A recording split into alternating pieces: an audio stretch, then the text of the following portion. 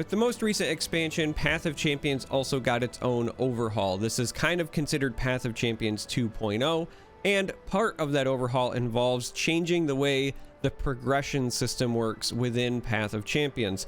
I've had some folks ask me about the new system. It's kind of covered in the tutorial, but it's still a little bit confusing because it's not linear anymore. There's actually 3 different areas where you can progress within the new Path of Champions, and so I thought I'd make a quick video just to showcase what the progression system is like and where the different areas are where you can actually improve your roster, improve your champion, etc, etc. So we're gonna cover all 3 spots, starting with your legend level. So this is a level that represents you as a person or a player, and all of the benefits from legend levels are roster wide.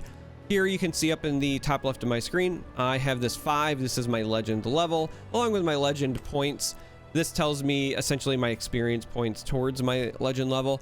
You get legend points just from playing the game, and as you increase your level, you unlock rewards that are again roster wide. So this might be an additional reroll, for example, and that will be for all of your champions whenever you play them. Or you might unlock a new relic that you can use on any champion. You might get extra gold acquisition. You might get upgrades to whenever you visit the healer node, etc, etc. Currently, this caps out at 20, so the highest legend level is 20 at the moment. They may expand on that in the future, but this is roster-wide, and it represents just you. So this is stop 1 on the new progression system. The others are traditionally champion-specific, so I'm going to dive into the kind of newly revamped champion menu. I'm currently on a run with Alawi because she delivers the Aoi.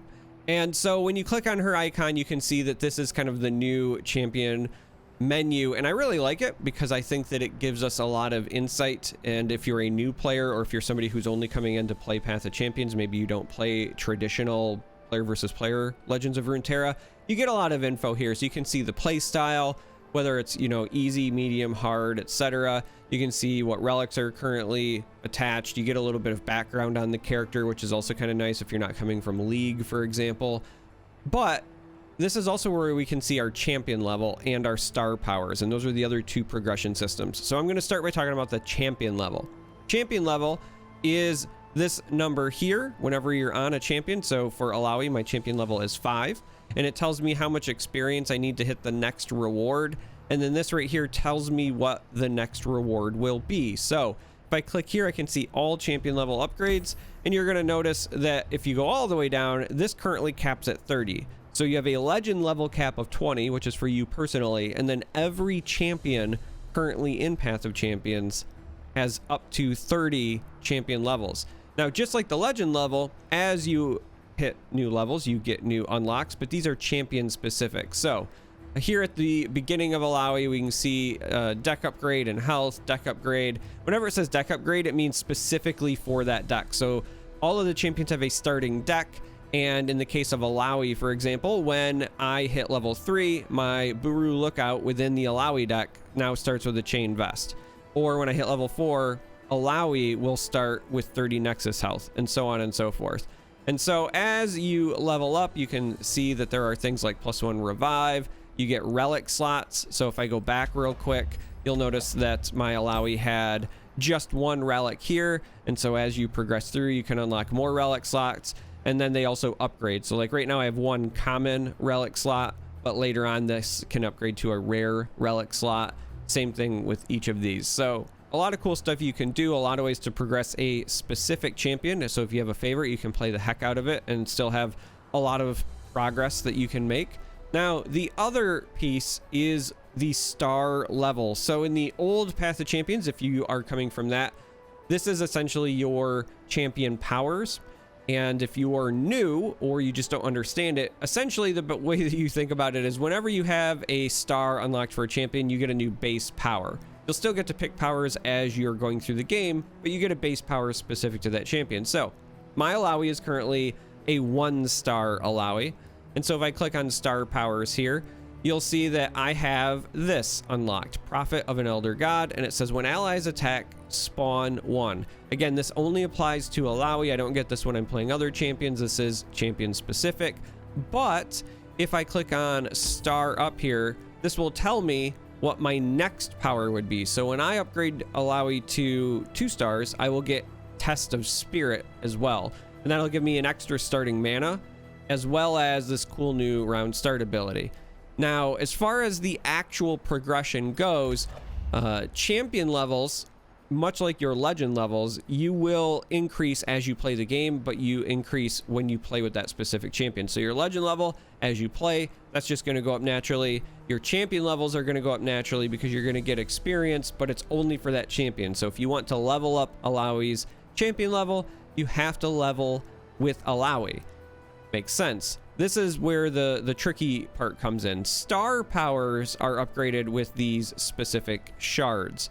Now, in order to star it up, you can see right now, I would need 20 champion shards, and they have to specifically be Alawi champion shards, and then I can star her up. Now, sometimes you get them when you play with the champion, but most of the time, your rewards are actually randomized. So like when you complete a run or when you complete an adventure, you'll get some shards, but it's just not always going to be Alawi, which I think is what kind of confuses people, because the champion levels, those are very specific. You play Alawi if you want to upgrade Alawi, but with the stars, it's not always the case. Now, this is also how you unlock new champions as well, because I know some folks have been confused about that. So I'm going to back out.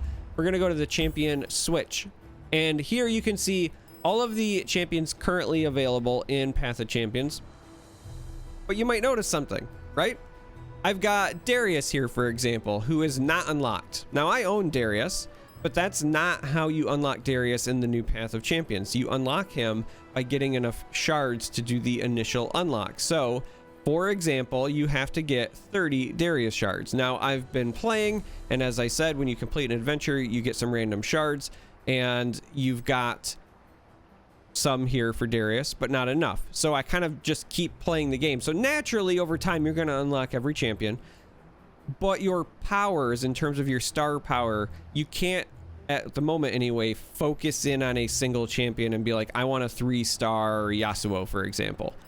You just kind of have to play the game. So this is how you unlock champions, and then this is also, again, how you star them up. So once you've unlocked a champion, let's take Jhin here, for example. I have Jhin unlocked, but I don't have any stars for Jhin because I still haven't gotten the champion shards for Jhin to get him to star level 1, right? So I've unlocked him, but I don't have any stars for him. Whereas Yasuo I have unlocked and I've hit star 1, and I haven't even played a game on Yasuo yet in Path of Champions. So your champion shards are unfortunately just a little bit random, but it does kind of encourage you to play some of the other champions, which I do think is part of the design goal there. I can understand wanting to just play with your favorite champion over and over and over again, and that's a completely valid point of view. But I think this is why they split the progression. You've got your champion levels, and then you have the unlocks and the stars kind of behind just a random over time, so that it encourages you to maybe play with other champions. Because if you're a huge Lux fan, for example, but because of randomness, maybe you get Misfortune all the way to 3-star long before you get Lux there, maybe you're like, okay, well, I'll check out Misfortune. I got her all the way to 3-star, and then you start playing another champion. But this is how the progression works. So again, to recap, you've got legend level, that is you, that is roster wide, that is just your own account, essentially. Then you have champion level, which is specific to each champion, and that goes up as you play that champion.